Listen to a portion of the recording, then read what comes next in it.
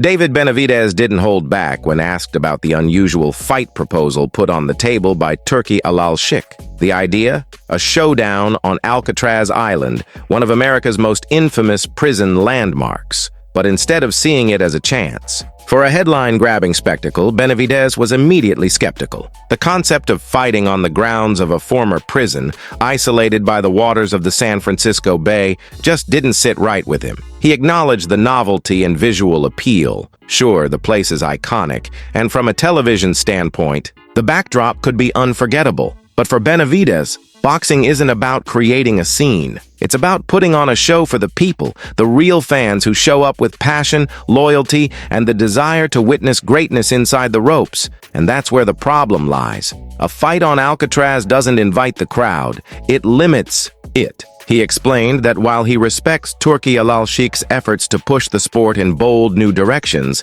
there's a line between innovation and distraction. Turning a boxing match into a spectacle for a few elite spectators, in his view, pulls focus away from the sport itself. He referenced the Times Square event as an example, where the crowd was more of a hand-picked VIP list than a gathering of die-hard boxing enthusiasts. As impressive as the visuals were, Benavidez said the heart of boxing is the crowd. Thousands of fans packed into arenas, bringing noise, energy, and soul. Fighting in a historic location like Alcatraz may sound cool in theory, but in practice, it detaches fighters from that raw emotional fuel they feed on when stepping into the ring. It becomes less about the war and more about the setting, and that's not the kind of fighter he wants to be. Looking ahead, Benavidez isn't short on meaningful fights. He's targeting a late summer return, eyeing matchups with Anthony Yarde or Callum Smith. And while both are tough, proven opponents, it's clear that Benavidez is leaning toward Callum Smith. Why? Because Smith holds the WBO interim light heavyweight title,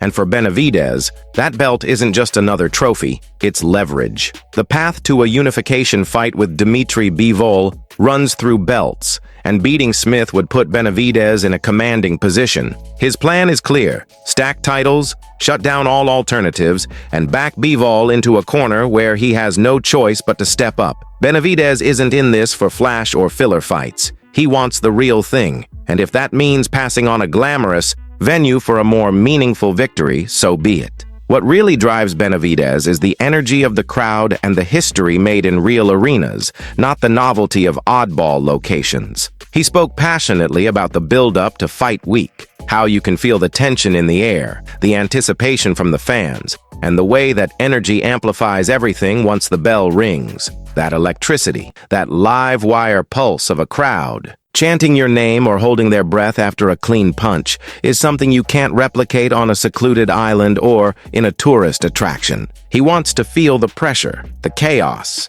the eruption of sound that comes with putting everything on the line. There's something primal in that connection, and for a fighter like Benavidez, it's essential. Without that, the fight loses something. That can't be replaced by any amount of scenery or celebrity guest lists. Ultimately, Benavidez is sticking to what he knows works, not just for him, but for boxing as a whole. The sport is built on drama, grit, and connection, and that's something he believes belongs in places that can hold the roar of thousands. While others may chase viral moments or Instagram-worthy settings, Benavidez is chasing greatness the old-fashioned way, by earning it. He knows that turning down a high-profile venue like Alcatraz might raise eyebrows. Some might say he's missing a shot at global attention. But to him, that kind of attention is fleeting if it doesn't come with substance. He wants to win belts, make statements, and walk into a ring knowing that everyone who wanted to be there had the chance to see it live. That's the kind of legacy he's building, one rooted not in gimmicks but in glory earned with every punch. Benavidez also made it clear that his decision wasn't about fear or reluctance to fight on big stages. It was about staying true to what drives him as a competitor. The idea of fighting on Alcatraz, despite its historical allure, simply didn't match the energy he thrives on. He's not trying to be a part of some cinematic moment. He wants to be in the middle of a roaring crowd, feeling every ounce of their anticipation surge through him. There's a rawness to traditional arenas that can't be replicated on a rocky island surrounded by water. That buzz you get walking out of the locker room, hearing thousands erupt as your name echoes through the stadium, that's what fuels him. Without that intensity, the moment falls flat. It's not just a performance to him, it's war, and warriors don't fight in silence. When Benavidez talks about boxing, you hear a fighter who understands the emotional core of the sport. It's not just about landing punches or chasing belts. It's about moments. Those irreplaceable highs when the crowd explodes after a knockout, the way they rally behind a fighter in trouble, and the chaos that erupts after a hard-fought victory.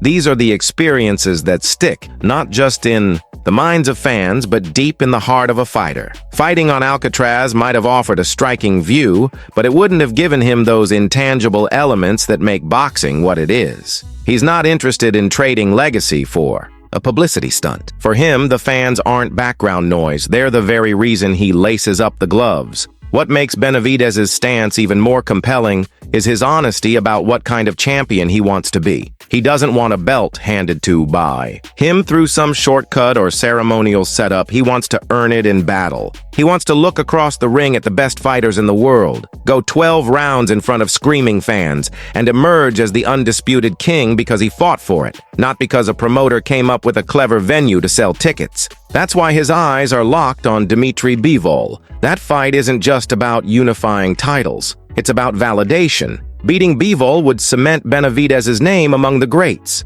and he wants to do it the right way, with the whole world watching from every corner of a packed arena, not from behind the ropes of a small invite-only audience on a tourist island. He also didn't shy away from acknowledging that turning down the Alcatraz venue might come with backlash or lost opportunities. Benavidez knows how the media works. He knows headlines will run with the idea that he walked away from a once-in-a-lifetime spectacle. But to him, there's more at stake than hype. He's thinking about how his career will be remembered. Sure, fighting on Alcatraz would have gone viral, but would it really push the sport forward? Would it give fans what they truly want? A gritty, explosive fight that delivers on every level? He doesn't think so, and that's why he's okay with the criticism. He's not trying to win the internet. He's trying to win fights. In the end, Benavidez isn't shutting down innovation. He's just drawing a line where it starts to interfere with the sport itself. He respects Turki Alalshik for wanting to do something different, and he even admits there's value in thinking outside the box. But boxing, at its core, is a people's sport. It belongs in arenas where fans can scream, cheer, cry, and celebrate the fighters they love. It doesn't belong in a museum of the past. Benavidez is building something lasting, something bigger than a viral clip or a social media headline. He's building a legacy based on grit, performance, and respect. And he's not willing to compromise that just for a cool view.